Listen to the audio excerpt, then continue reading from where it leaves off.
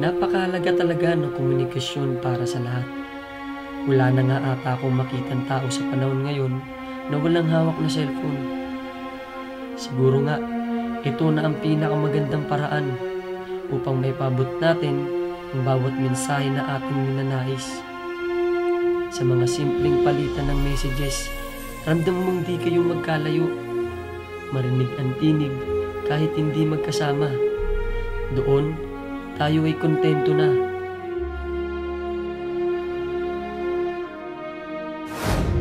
Minsan nga, nauuwi pa sa matinding bangayan ang mga di pagkakaunawaan.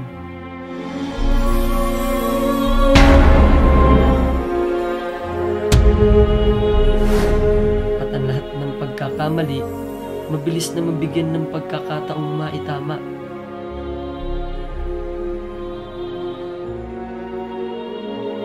Sa kinatagal-tagal ba naman ng panahon, eto ako ngayon.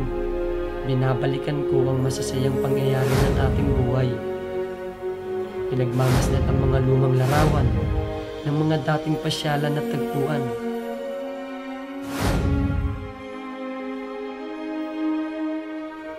Lakasan lang ng loob yan. Malay mo, ito naman talaga ang inaasam-asam ko.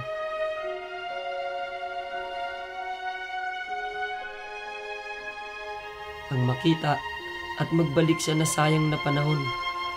Di ko rin alam kung bakit.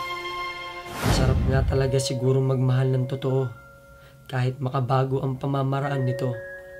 Kaya nga, di mo rin tanggap ang sakit ng pagbabago.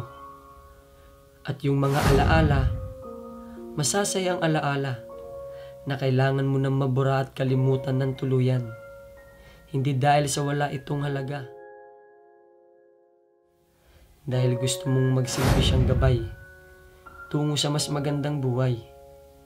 Dahil kung hindi man tayo ang inilaan para sa isa't isa,